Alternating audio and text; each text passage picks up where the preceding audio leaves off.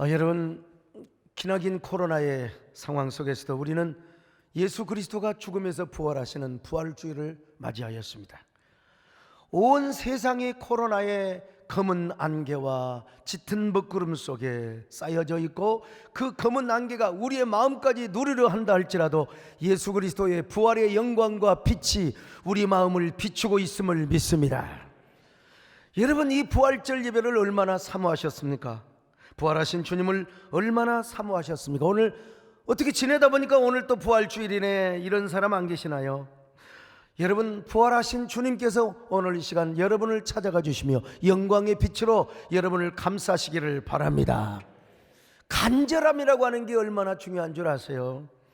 누구를 사모한다는 거, 어떤 것이 이루어지기를 간절하게 사모하고 갈망한다는 거, 이게 얼마나 귀한 줄 아세요? 그런 의미에서 윤태익 씨는 간절함이 답이다 라는 책을 썼어요. 책의 골자 내용은 뭐냐? 세상의 모든 일은 간절한 만큼 이루어진다는 것입니다. 사모하는 만큼 이루어진다는 거예요.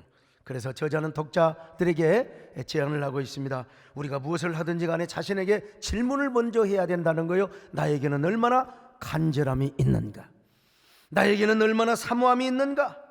그래서 시인, 도종환 시인은요, 담쟁이라는 시를 통해서 간절함이 이렇게 소중하다는 사실을 우리에게 역설하고 있습니다. 저것은 벽, 어쩔 수 없는 벽이라고 우리가 느낄 때, 그때 담쟁이는 말없이 그 벽을 오른다. 물 한 방울 없고 씨앗 한 톨 살아남을 수 없다는 저것은 절망의 벽이라고 말할 때, 담쟁이는 서두르지 않고 앞으로 나아간다. 한 뼘이라도 꼭 여럿이 함께 손을 잡고 올라간다. 푸르게 절망을 다 덮을 때까지 바로 그 절망을 잡고 놓지 않는다. 저것은 넘을 수 없는 벽이라고 고개를 떨구고 있을 때, 담쟁이는 입 수천 개를 이끌고 결국 그 벽을 넘는다. 여러분, 이 담쟁이 진짜 아름다운 시예요. 이거 내가 쓰려고 했는데 그분이 먼저 써버린 거예요. 담쟁이는 우리가 어쩔 수 없는 벽이라고 느낄 때 말없이 벽을 오른다는 것입니다. 왜 그런 줄 아세요? 상황을 불평하지 않고 절망하지 않기 때문이죠. 담쟁이는 어떠한 벽이라도 반드시 넘어가겠다는 그런 간절함이 있고 의지가 있고 갈망, 사모함이 있었다는 것입니다. 담쟁이의 여린 잎 하나하나, 그 여리고 여린 잎 하나하나, 그 잎사귀에, 그 덩쿨에 간절함이 담겨 있어요. 거친 숨결의 희망, 푸른 사모함이 있어가지고 그 사모함과 간절함 때문에 바로 저 절망의 벽, 고통의 벽, 아니 벽 너머의 세상을 올라가게 되는 것이죠. 오늘 본문에 보니까 간절함으로 사무쳐 있는 한 여인이 소개되어 있어요. 우리 예수님을 얼마나 사모하든지, 우리 예수님을 얼마나 갈망했든지 간에 너무나 예수님을 사무쳐 견딜 수 없었던 한 여인이 소개되고 있는데요, 바로 그 여인은 막달라 마리아. 여러분, 과거 그녀가 어떤 여자인 줄 아세요? 7 귀신이 들렸던 여자입니다. 누가복음 8장 2절입니다. 시작. 또한 악귀를 쫓아내심과 병고침을 받은 어떤 여자들 곧 7 귀신이 나간 자 막달라이니라 하는 마리아와 7 귀신이 들렸던 여자라, 유대적 표현으로는요, 귀신이 아주 그 속에 드글드글 들끓고 있었다는 거. 7명의 귀신이 아니요, 그냥 얼마나 귀신의 내면에서 막 드글드글 들끓고 있었는지 몰라요. 자, 그런데 이 막달라 마리아를 소개하기 전에 누가복음 7장에서요, 한 죄 많은 여인, 죄 있는 여자를 소개하고 있어요. 근데 이 여자가 자신의 긴 머리카락을 풀어 눈물로 그 발을 닦으면서 옥합을 깨뜨리고 향유를 붓는 장면이 소개되고 있습니다. 누가복음 7장 36절로 38절입니다. 시작. 한 바리새인이 예수께 자기와 함께 잡수시기를 청하니 이에 바리새인의 집에 들어가 앉으셨을 때에 그 동네에 죄를 지은 한 여자가 있어 예수께서 바리새인의 집에 앉아 계심을 알고 향유 담은 옥합을 가지고 와서 예수의 뒤로 그 발 곁에 서서 울며 눈물로 그 발을 적시고 자기 머리털로 닦고 그 발에 입 맞추고 향유를 부으니.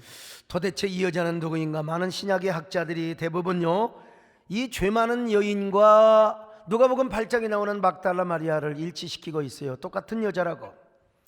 막달라는 어떤 지역인가? 갈릴리 해변을 끼고 있는 도시인데요, 굉장히 큰 도시였습니다. 고고학자들이 막달라 지역을 발굴을 해보니까 지금까지 발견된 곳 중에 가장 큰 회당이 있어요. 가장 큰 회당. 그러니까 회당이 크게 있었다면 뭐요? 그 동네는 엄청나게 큰 도시였다는 것입니다.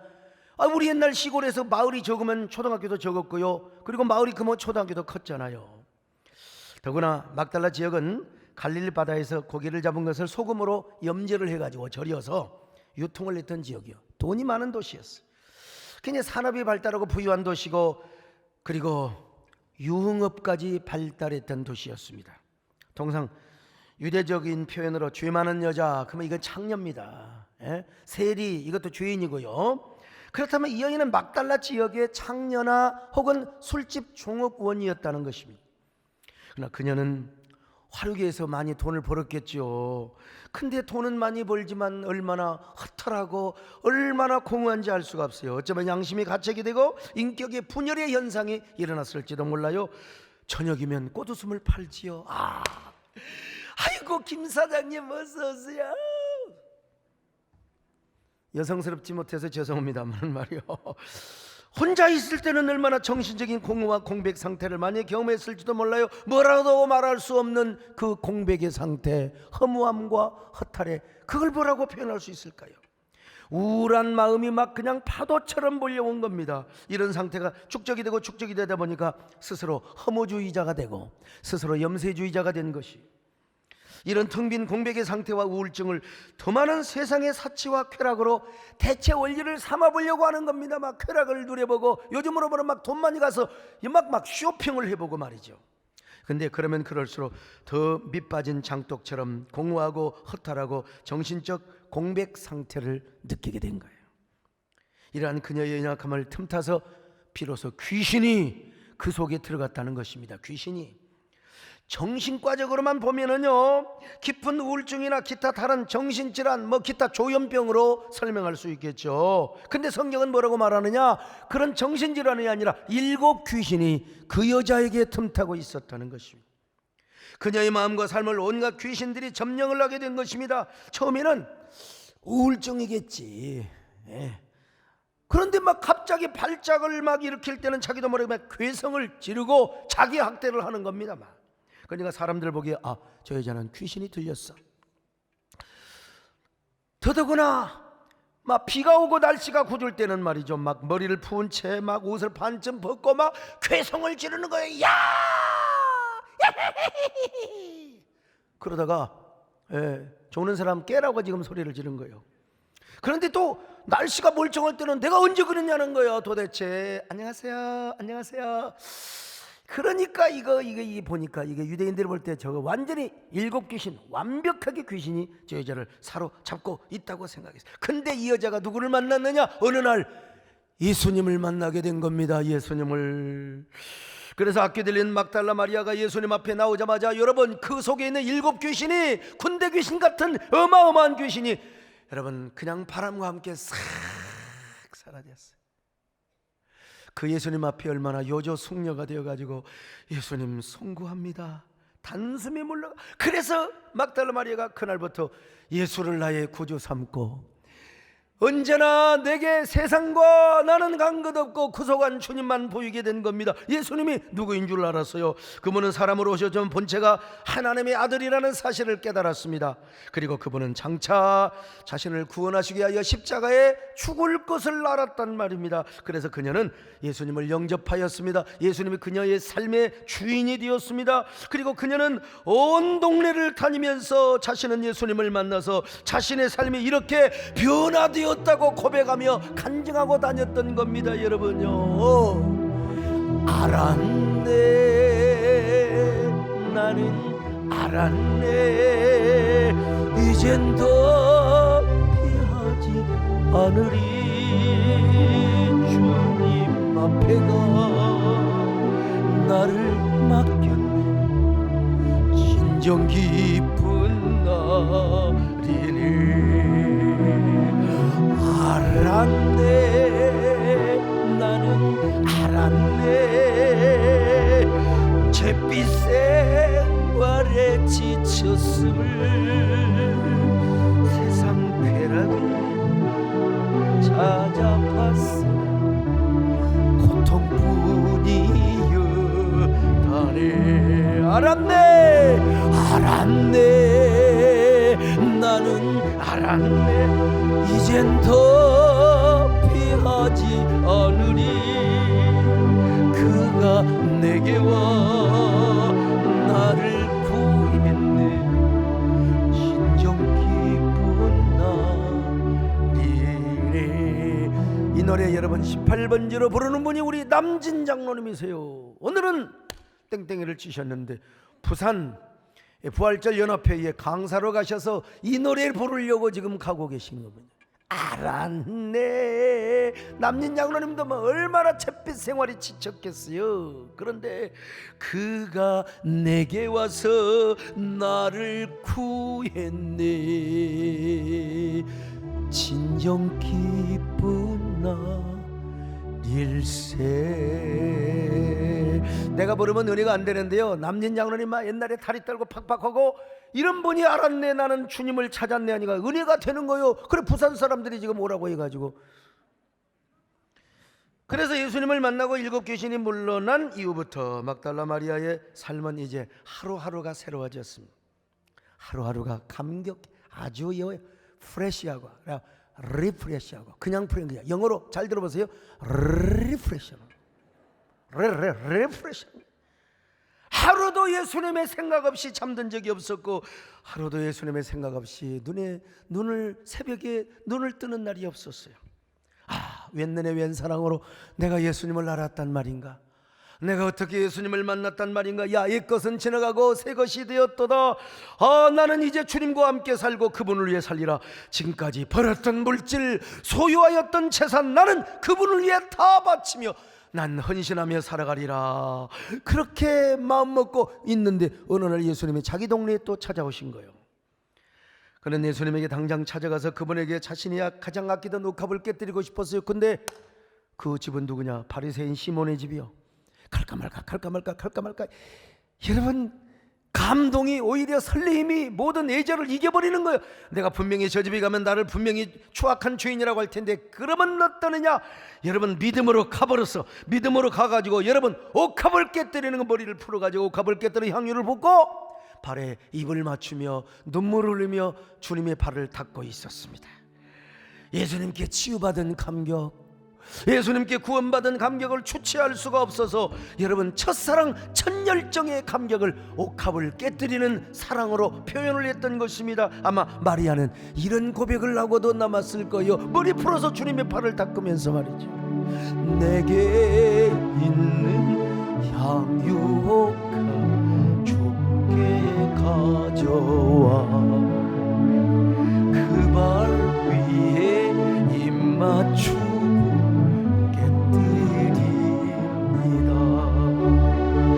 너를 위해 험한 산길 오르신 걸음마다 그 신사랑 새겨놓았네. 아직 예수님이 십자가에 죽지는 않으셨지만 뭐 그렇다면 마리아가 이렇게 고백할 수 있잖아요. 나를 위해 험한 산길 오르실 그 발 걸음마다 그 신사를 새겨놓으리. 자, 이 사건 후에 누가복음은요 막달라 마리아를 본격적으로 소개하고 있습니다. 막달라 마리아를 비롯하여 수많은 여자들이 예수님의 사역에 수종을 두는데요, 특별히 자기들의 모든 물질과 모든 소유를 다 팔아서 주님을 섬겼어요. 그 중에 가장 먼저 소개되는 여자가 누구냐? 막달라 마리아입니다. 자, 누가복음 8장 2절로 3절 시작. 또한 악귀를 쫓아내심과 병고침을 받은 어떤 여자들 곧 7 귀신이 나간 자 막달라인이라 하는 마리아와 다른 여러 여자가 함께하여 자기들의 소유로 그들을 섬기더라. 그 옛날 뭐 성경 쪼크 한다고 말이요, 막달라는 말 맨날 달라고 한다고. 여러분 그런 표현 쓰면 안 됩니다. 지금 막달라 막 달라고 막 그냥 막 성경에서 제일 욕심 많은 여자라고. 여러분 지금 그런 유머를 쓰면 안 됩니다. 이 여자는 어떤 여자느냐? 요즘으로 말하면 이 막달라 마리아는 예수님 전도협회의 여전도 회장이라고 할 수 있어요. 여선교 회장. 막달라 출신이었지만 그 여자는요, 주님이 가는 곳마다 다 따라다녀요. 예루살렘에 가도 예루살렘까지 따라다닌다니까. 얼마나 주님을 사모했습니까? 그만큼 주님을 사모했다는 것입니다. 사모했다는 거예요. 근데 이 여자에게 청천벽력 같은 소식이 들려와요. 그 사랑하시던 예수님, 그렇게 자신이 연모하고 사랑하며 사모했던 그 예수님이 십자가에 죽으시는 거예요. 인간적으로는 마리아가 그 길을 가지 말라고 붙잡을 수 있지만은 그 길은 예수님이 가야 할 길이고 하나님 아버지가 가도록 이끄신 길이란 말이죠. 베드로처럼 그런 말을 할 수가 없어요. 그러나 막상 예수님께서 십자가에 달려 죽으시는 그 모습을 보고 마리아는 얼마나 당혹감과 절망감에 빠졌는지를 몰라요. 그도 그럴 것이, 자신이 그렇게 존경하고 사모하며 간절하고 연모했던 그 예수님이요, 그냥 죽은 게 아니야. 십자가에 그냥 달려 죽은 게 아니라 온몸이 다 빨가벗겨가지고, 시로라기 하나 걸치지 않고 빨가벗겨가지고 처참하게, 얼마나 참혹하게 십자가에 죽으신지를 몰라요. 그때 예수님이 십자가에 달린 모습을 보고 애통하며 애도하는 사람이 없어요. 다들 힐쭉거리며 저 봐라, 잘난 체하고 지가 메시아라고 하나님이라고 하더니 저 모양이야, 저 꼴 되지 않느냐고 여러분 다 조롱하고 있어서 이런 상황을 뭉클하는 화가가 그림으로 표현을 한 적이 있습니다. 여러분 보세요. 예수님은 알몸으로 십자가에 달렸습니다. 군종들은요, 예수님을 치근하고 불쌍히 여기는 게 아니라 힐쭉힐쭉거리고 있어요. 잘났다, 그래 잘나다, 저러더니 잘 죽었다 말이죠. 근데 그 무리 가운데 가장 슬퍼하며 울며 애통해하며 가슴을 치는 여자가 있었으니 이 여자가 누구냐? 막달라 마리아입니다. 막달라 마리아. 사람은 시각적인 존재입니다.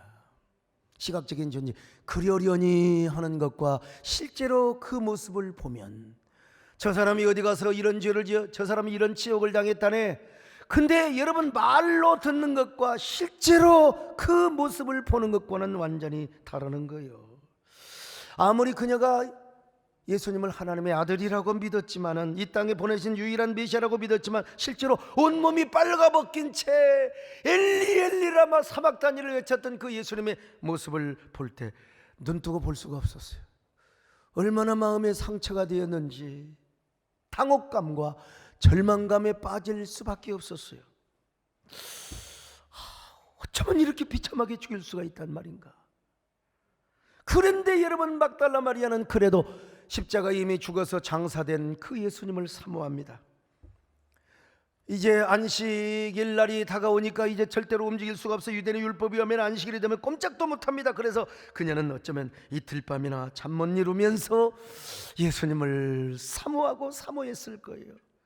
하룻밤을 세우고 이틀 밤을 세우며 아마 이 일이 아마 천년처럼 더 길게 느껴졌을지도 몰라요.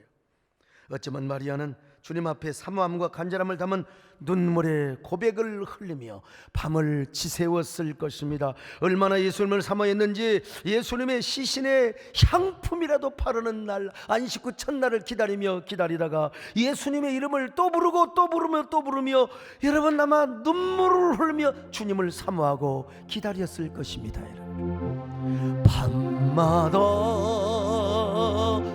울었어요. 밤마다 찾았어요. 예수님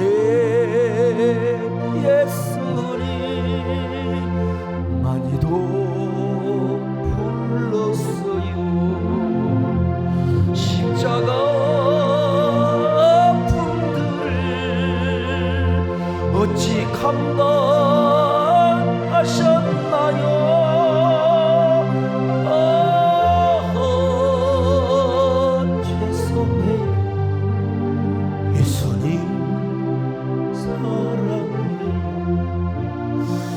아마 천번을 불러도 아마 눈물이 멈추지 않았을 것입니다. 이 마리아의 마음입니다. 여러분요, 천번을 불러도 내 눈에는 눈물이 멈추지 않는 것은 십자가의 그 사랑, 나를 살리려 하늘 보좌 받으신 나를 사랑하신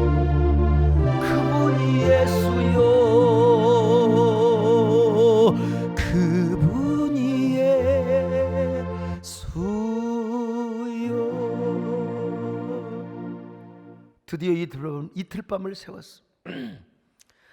마침내 안식 후 첫날 그녀는 통이 트기도 전에 주님을 사모하는 마음으로 겁없이 예수님 무덤으로 달려갑니다. 여러분, 당시 예수님이 묻혀있는 곳은 오늘날로 말하면 공동묘지나 다름없이. 그런데 새벽 비명에 얼마나 주님을 사모하고 간절하게 사모했으면 향품을 가지고 예수님의 무덤을 찾아갔을까요?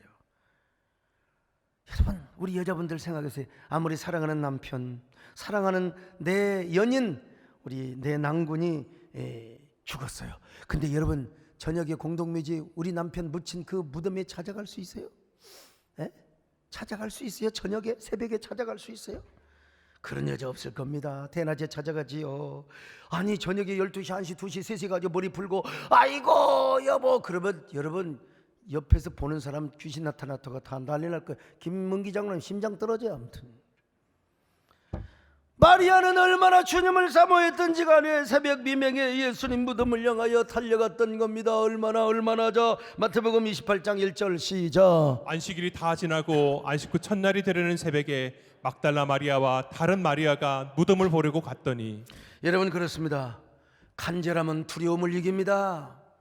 사모함은 모든 공포를 이기게 되어 있어요. 그래서 막달라 마리아는 다른 몇 여인과 함께 예수님의 무덤으로 달려갔어요. 근데 예수님 무덤에 달려갔는데 예수님이 안 보여.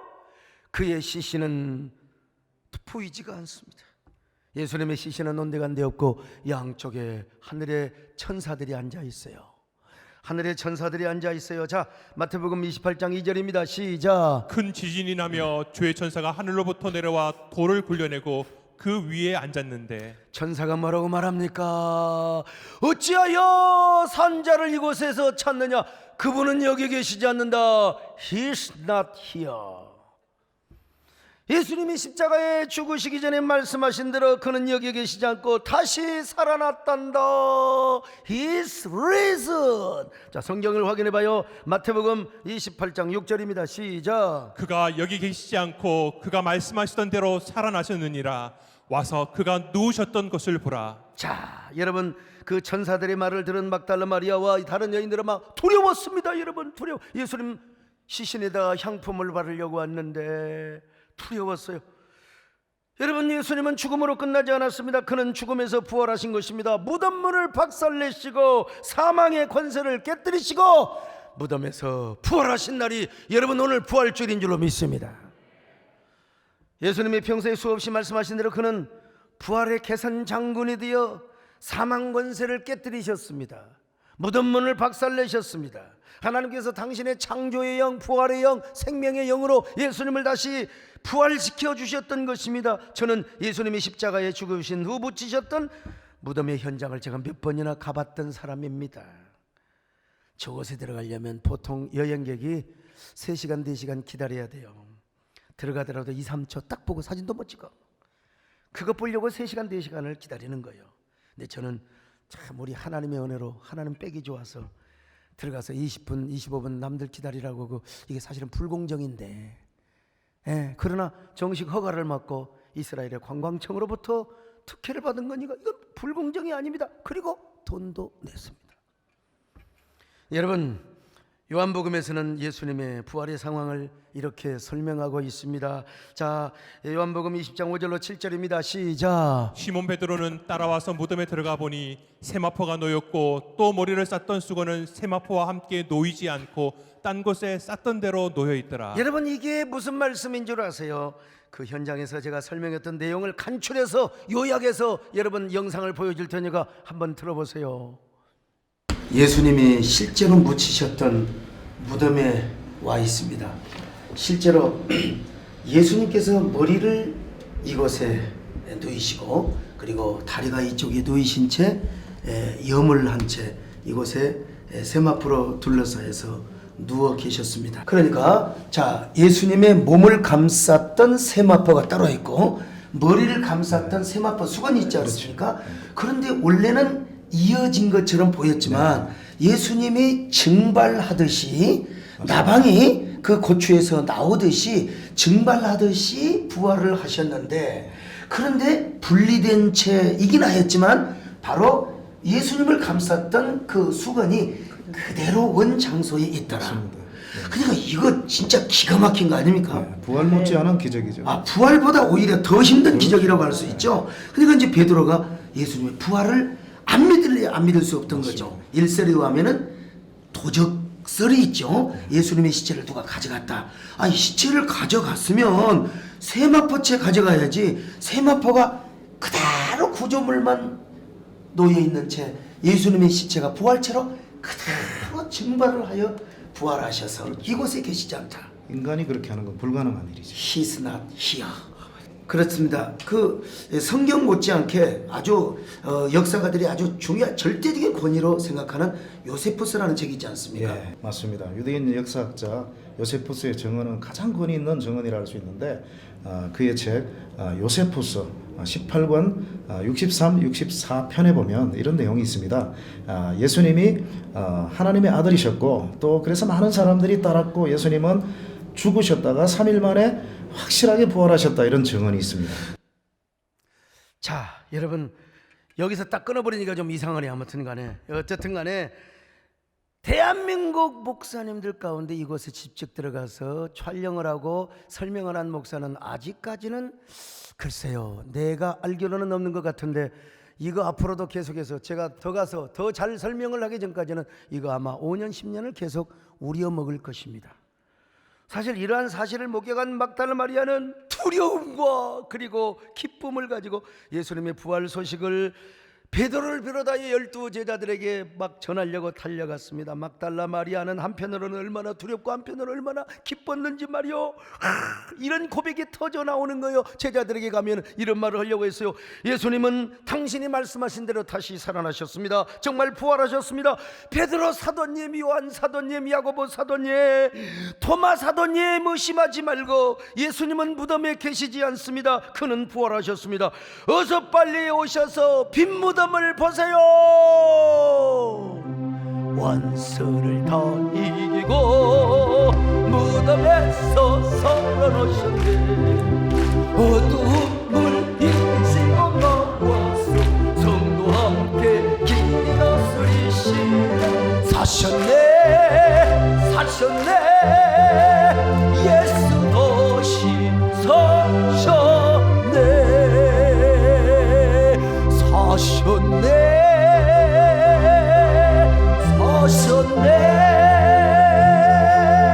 예수 도시 사셨네. 이렇게 달려가는데 세상에 그 부드럽고 얼마나 친근한 예수님의 음성이 들리는 거래요. 마리아야, 평안하뇨. 자, 이 마태복음 28장 8절로 9절입니다. 시작. 그 여자들이 무서움과 큰 기쁨으로 빨리 무덤을 떠나 제자들에게 알리려고 다름질할새 예수께서 그들을 만나 이르시되 평안하냐. 평안하냐. 예수님이 마리아야, 샬롬, 평안하냐 이 말이요. 저는 여기서 질문을 하나 던지고 싶습니다. 왜 우리 부활하신 예수님은 베드로나 야고보나 요한 같은 수사도 제자에게 먼저 보여주셔야지. 옛날에 그 술집 말이야, 그냥 옛날에 말이야 일곱 귀신 들렸던 이런 여자한테 먼저 보여주셨느냐는 것입니다. 왜? 우리로 말하면 여러분, 담임 목사에게 먼저 예수님이 오셔야 될 거 아니야. 우리 장로님들한테 먼저 오셔야 될 거 아니야. 우리 선장님한테 먼저 오셔야 해. 근데 왜? 맨날 눈물이나 찔찔 짜고 말이요. 예수님. 요런 여집사님한테 먼저 오냔 말이요. 정말 왜 그러냐 이 말이요. 이유는 간단해요. 이유는 다른 거 없어요. 주님을 향한 마리아의 간절함 때문이었습니다. 비록 그녀가 술집 종업원이었고 일곱 귀신 들렸던 과거가 참으로 화려한 여자였지만 주님을 목마르게 사모하고 눈물로 목매게 사모했던 이 여인에게 우리 예수님이 맨 먼저 찾아오셨다는 것입니다. 참을 수 없는 목마름, 그 간절함 때문에 우리 주님께서 마리아에게 오셔서 부활의 모습을 보여주셨어요. 마리아야, 평안하느냐. 미안하지만 베드로와 야고보와 요한에게는 이런 사모함이 없었어요. 그런 간절함이 없었어요. 그러한 사모하는 마음이 이 마리아에게 있었을 때 예수님이 찾아오셨다는 것입니다. 주님을 그토록 사모하였던 마리아를 향하여 주님이 다가오셔서 마리아여 평안하느냐, 마리아야 두려워하지 말라, 놀라지 말라. 이때 이 노래가 나왔을 거야 아마. 마리아 마리아 사랑하는 마리아,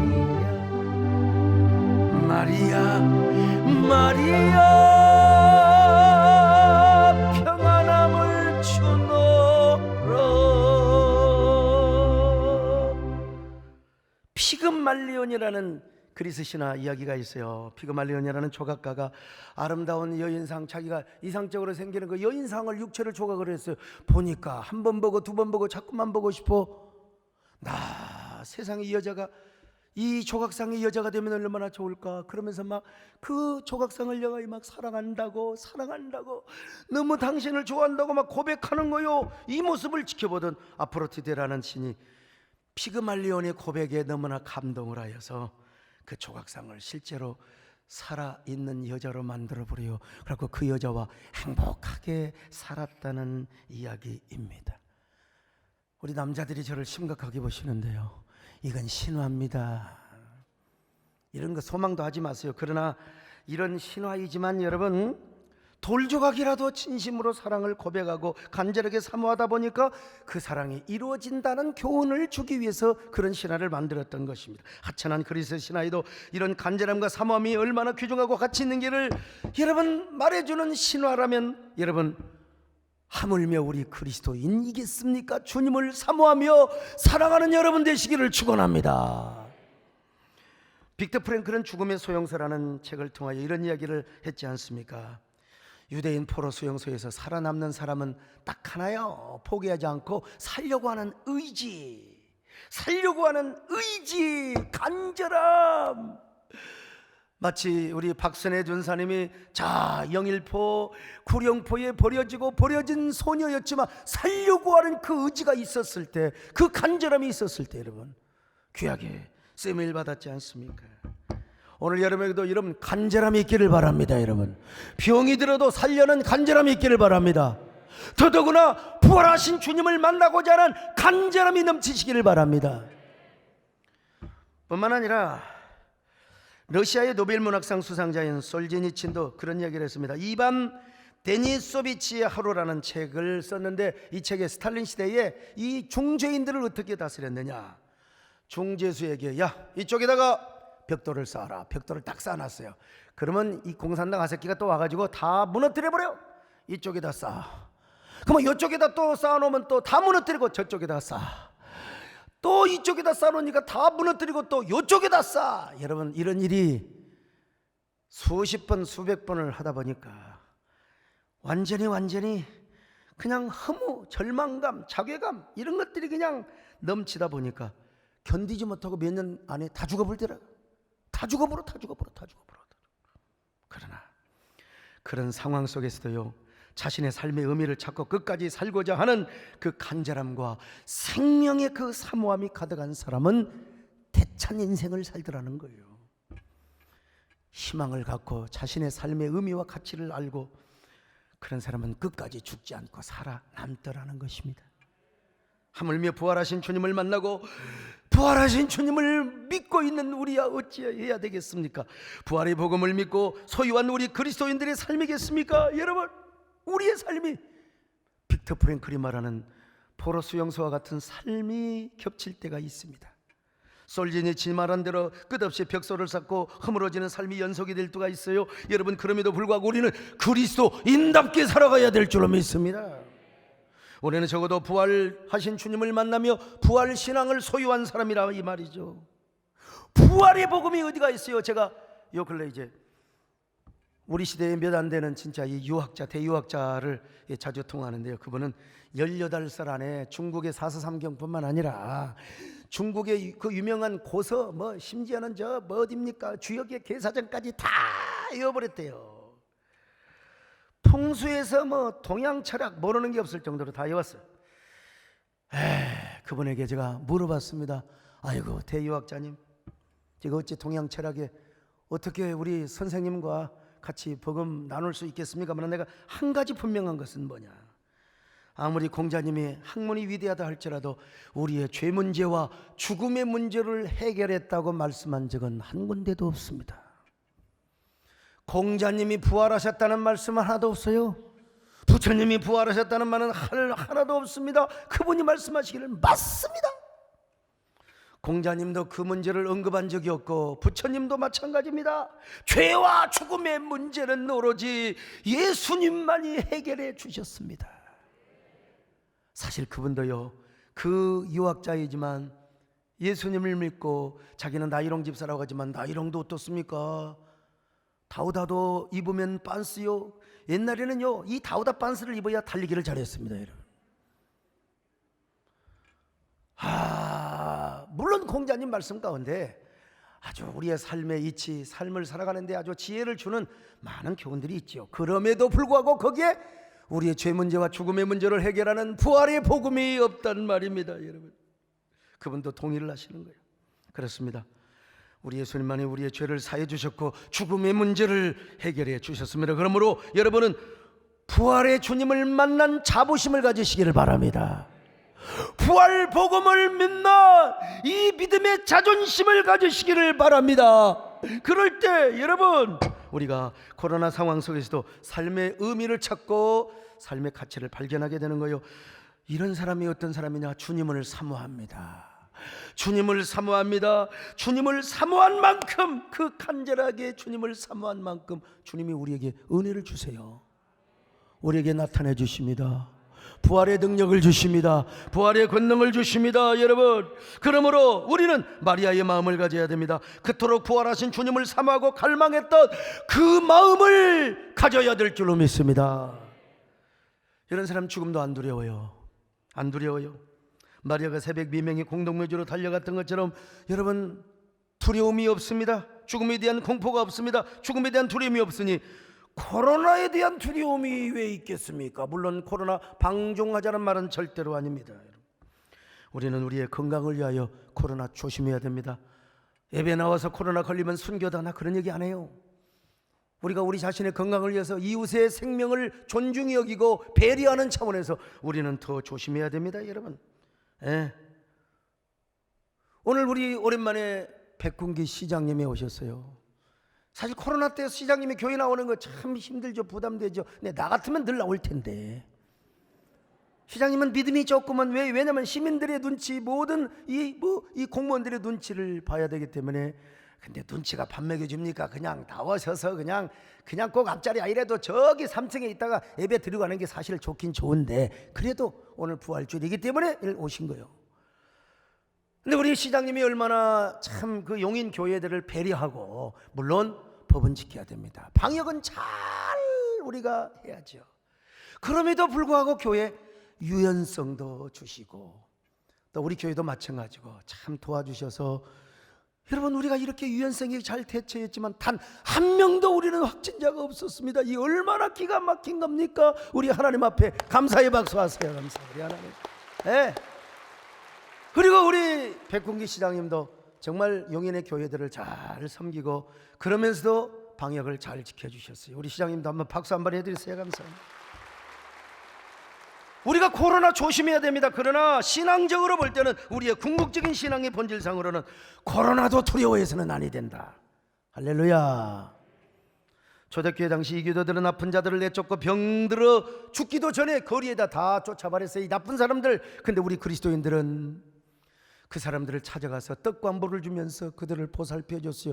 그래서 파라볼로나의 위험을 무릅쓰고 옆에 있는 자들이라는 별명을 얻었어요. 오늘 사랑의 교회에서 이제 부활절 연합예배를 드릴 텐데, 여러분, 제가 대회장이요, 파라볼로나의 정신과 가치를 공유하고 그리고 함께 구현하는 플랫폼 예배라고 이름을 잡았습니다.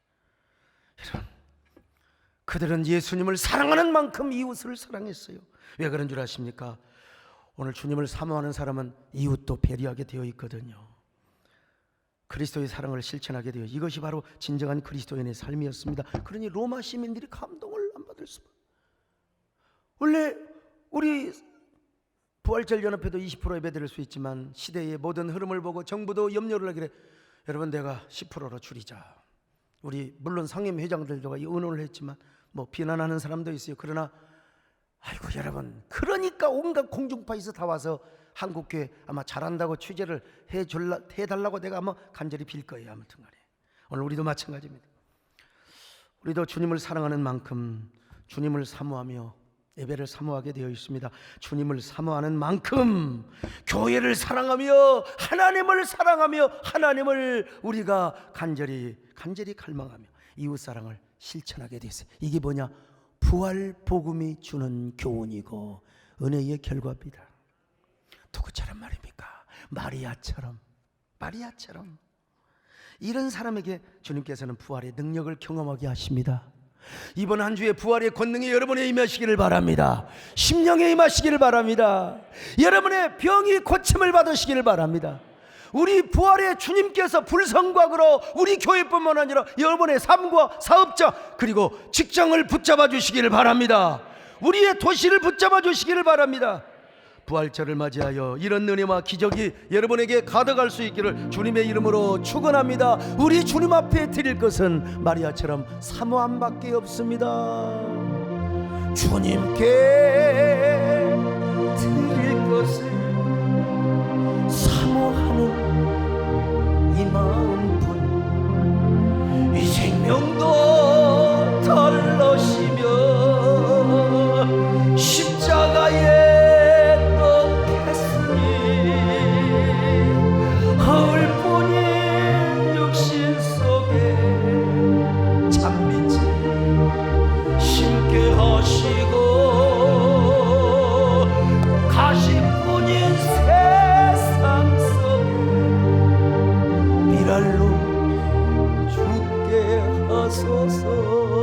가슴에 손을 얹고 미랄로 죽게 하소서. 가슴에 얹은 채로 우리 함께 기도하는 시간을 갖습니다. 주님, 제가 더 얼마나 주님을 사모해야 되겠습니까? 아직도 막달라 마리아를 따라가기는 너무나 멀었지 않습니까? 우리도 마리아처럼 주님을 사모하게 하옵소서.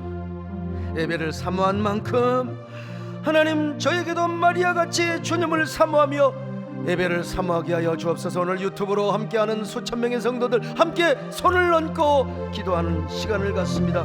그리하여 우리의 삶에 부활의 능력이 힘있게 나타나게 하여 주시옵소서. 한 1분 동안 여러분 묵상하며 기도할 수 있기를 바랍니다. 아멘.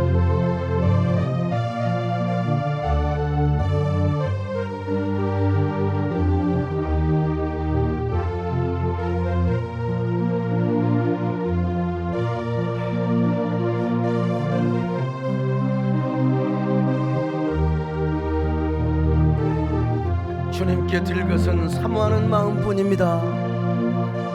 이 생명도 달라지면 십자가에 놓겠사오니 부활의 능력과 부활의 권능과 부활의 그 권세를 우리에게 허락하여 주시고 마지막 날에 우리 모두가 부활의 주인공으로 일어나게 하여 주시옵소서.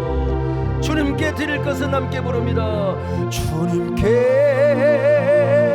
드릴 것을 이 마음 이 생명도 덜러시며 십자가에 꺾였으니 허울뿐인 육신 속에 참빛을 심게 하시며 가식뿐인 세상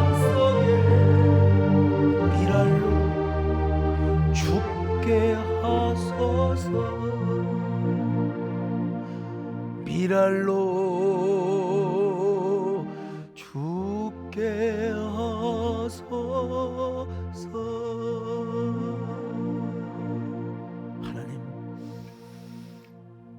마리아의 마음을 우리에게 주옵소서. 마리아의 심장과 마리아의 흉선을 주시옵소서. 이 땅에서뿐만 아니라 우리는 부활 소망을 가지고 부활의 주인공으로 살아가게 하여 주옵소서. 나를 믿는 자는 죽어도 살겠고 살아서 믿는 자는 죽음을 맛보지 않고 영원한 삶을 얻으리라고 하시는 주님, 우리가 곧 그런 주인공이 되게 하여 주시옵소서. 예수님의 이름으로 기도 올리옵나이다. 아멘.